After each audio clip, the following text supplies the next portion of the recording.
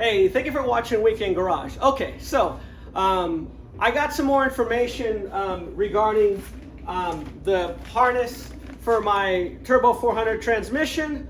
So thankfully, one of my associates at the First Generation Monte Carlo Club was able to find the correct other wire harness that connects to this, that basically plugs into the solenoid onto the transmission.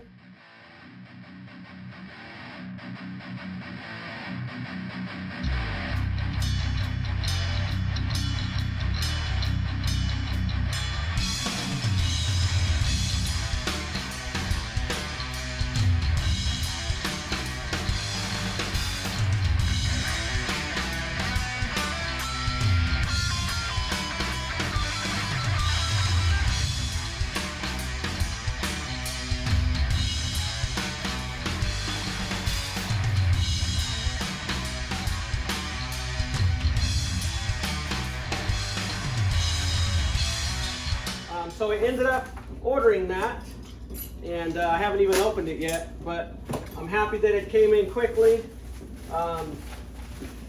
Jegs had it, by the way, so even after he showed me this, I tried to do a Google search on my own to try to find it. I looked on eBay, still couldn't find it, so I was very thankful. So this is what it looks like, and then right here is the part number.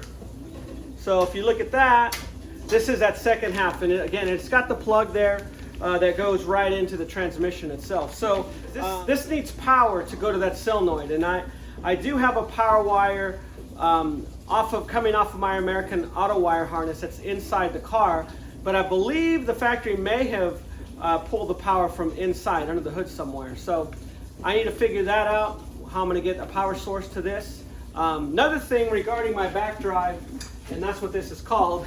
Another friend from First Generation Monte Carlo Club actually clarified that with me, and I remembered. I forgot, right? So so this is the back drive. I'm not going to get it powder coated after all. I'm just looking at the various moving parts and stuff, and especially this part where you got to put a cotter pin in on both sides here. It's not going to work if you're powder coating. I mean, I could drill it out after it gets powder coated, but I don't really want to mess with it, so I'm just going to clean this up. Just going to throw a fresh coat of paint on it, make it look new again. Another thing that I need to address too is I was looking under the car, basically taking a look at the fuel line routing for the Holley Sniper, and you know, I didn't realize how close they are to the header, so I ended up picking up this heat shield, and I haven't even tried it out yet. But I'm gonna try wrapping it with heat shield, and I'll take the camera into there right now so you guys can see what I'm talking about. All right, so you can see my fuel line here under the car. It's coming off the frame there. I basically just use wire ties to strap it along the original route. But you could see, obviously, it's not going to stay hanging like that, right? I need to fasten it up to get it away from the headers, but still, I need to protect this hose here, right? And I don't want, of course, I don't want hot fuel being blown in the motor either. So I'm going to try that little shield thing and see how it works out. All right, I got the thermal wrap installed. It's not as clean as I would like it because it's a little baggy, just a little, but it's going to do the trick. You can see the fuel line is away from the header now. What I did is I used a magnetic holder, stick a wire tie on. They have 10-pound holding force. So I'm going to try those out. If it doesn't work, then I'll just, you know, I'll drill that out and put a fastener. I'm going to run with that. So far, so good. Let's get over to the driver's side now. You can see that came out pretty good. That's no problem here. I didn't even use a wire tie or anything to fasten up because it's not even in the way at all. I need to try fit the back drive linkage on there to make sure that the header's not going to be in the way, because it's going to go over here, over the top. So I got to mock that up real quick. I went ahead and got my back drive parts media blasted, I went down to go visit my buddy Ray, and he was so kind to help me out, let me use his media blasting box, get all this media blasted. Another thing also is the insert for my ashtray. I have not been able to find somebody to sell me the insert. Everybody wants to sell me the whole assembly. This thing was all nasty inside, so I media blasted just the inside, and just trying something out basically. I was going to get it powder coated, but I mean it's probably going to cost me $50 to get this powder coated. So I'm going to try this aluminum paint, ceramic aluminum paint from Duplicolor. If I can get some good coats on this, it should look pretty nice, but we'll see. Again, I'm going to try it out. If it doesn't look right, I'll just take the paint off and then go to plan B, whatever that is. Let me get this open here. I ended up picking up the little spring and bushing kit for the back drive. So this way, basically, I have everything I need. This is the little bushing and the spring that you need basically to install the back drive and put it onto the that little bracket that comes off the frame. So this is that part. It comes with a washer as well. I don't have a part number or anything like that, but I was able to find this. So I need to get this installed. Of course, I need to get the back drive brackets painted and everything, and they're going to have to sit overnight. Actually, I'll probably let them sit for a couple of days and I'll get those put on. But I have other stuff to work on. I need to get this wiring harness put on. So let me jump on that. All right, so I got the back drive parts all painted up here. So next thing I gotta do is I just gotta let them dry a little more and then get these things put on. All right, so I have the ashtray insert installed. It's already been painted, as you can see. It turned out really nice, and I'm happy with that. So I'm glad I didn't spend all that money to try to get it powder coated. So it looks good, and let's get on to the next step. All right, I swapped my shocks around so the air lines are on the other side. You can see that there on the left. So thank you to my friend in the First Generation Monte Carlo Club who gave me the idea. And so I don't have to worry about the airlines touching the exhaust anymore. One thing that I also learned while being under the car here is there's overspray over my frame and the differential, everything. There's primer overspray, which I'm not too happy about because everything pretty much is powder coated that you see that is black. So I got to figure out how to get all of this primer overspray. All right, here we go again. Story of my life. So I don't need these wire harnesses after all. These are the stock factory wire harnesses that go if you have the stock factory wire harness. So if I was to buy, and American Auto Wire does make one, if I bought that, then yes. If it didn't come with these are the ones you need. So I pretty much wasted my money. Once again, I bought parts that I don't need. But whatever, I'll just stick them in my parts pile of extra stuff. Reason being, and I'll show you this document, and I've read this before already. I'm very frustrated, but this is the way it wires up with the updated American Auto Wire wire harness kit.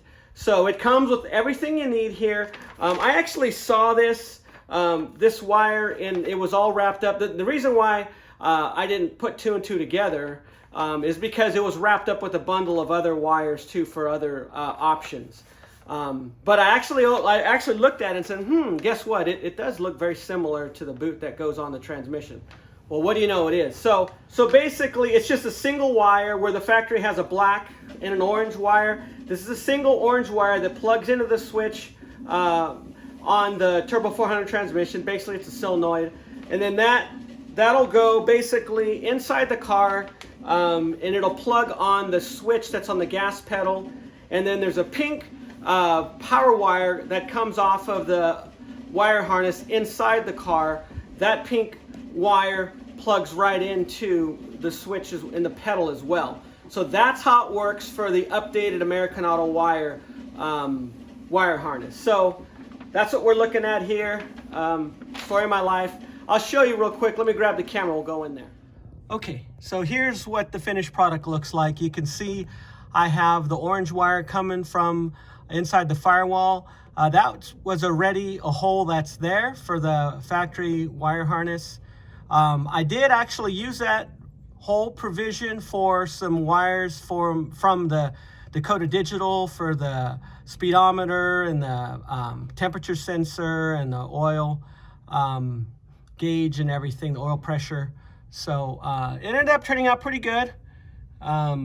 So just wanted to show you guys. On to the next step. All right, we're getting close here. So next thing I need to do is I need to get the master cylinder installed. And I also have these stainless steel brake lines that I have that'll go from the master cylinder to the brake proportioning valve that's bolted onto the frame. Basically what I need to do is I need to bleed this master cylinder.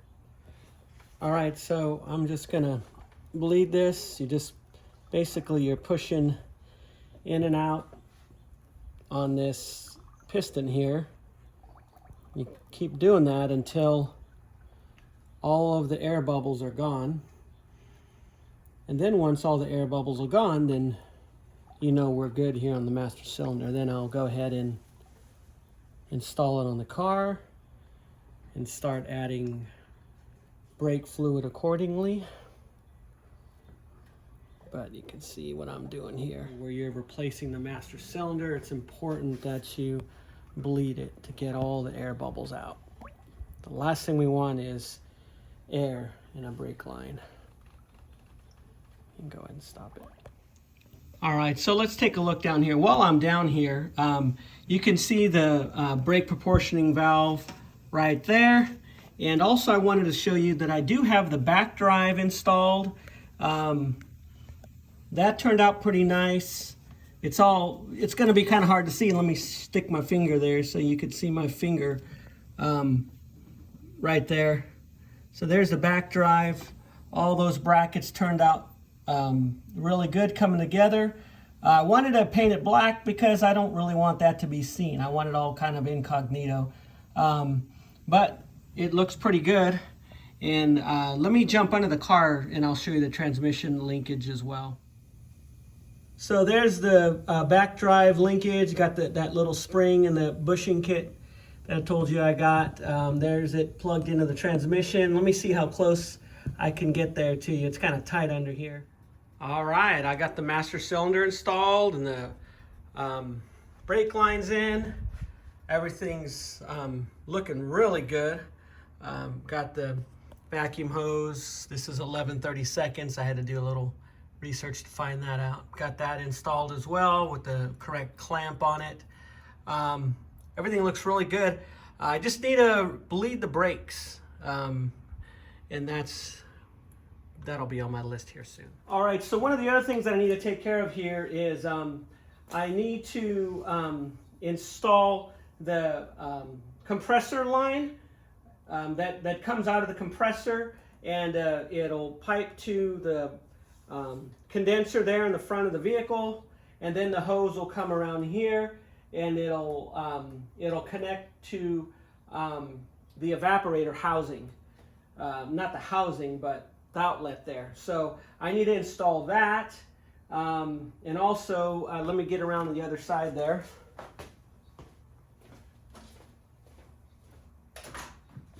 Also, this power wire, let me get this out of the way.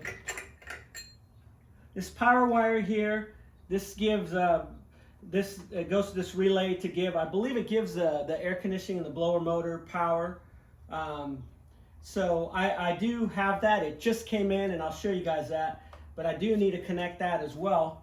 And so between that hose and this power wire, also another thing I need to do as well is I do need to install some ground. So I'm more than likely going to put more grounds than what came in the car factory wise, because being that I'm running fuel injection and I'll be running a stereo and all that stuff, I really need to make sure that I have some good grounds on this car. All right, let me get this open up. I've got that power wire that I wanted to show you. So this is basically, I got this from American Auto Wire, and this is basically the factory power wire.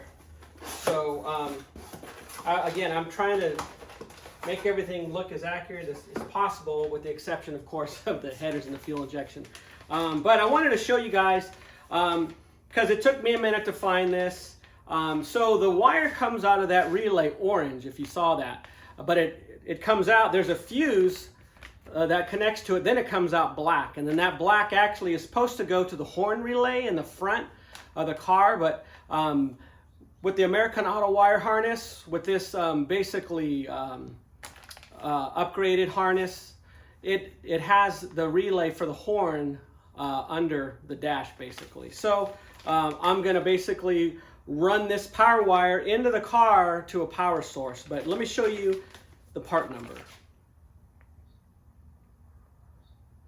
So this is what we're looking at for this, and pretty much, you know, once that's installed, once this is installed, and I was thinking too, I was actually gonna thinking, well, you know, I'll just start the car and I'll get the AC hoses installed later, but I can't have that compressor moving and stuff with that back open. Spit oil or something out of the back of it, so I do need to have that connected. So other than that, I just need to get a gas tank.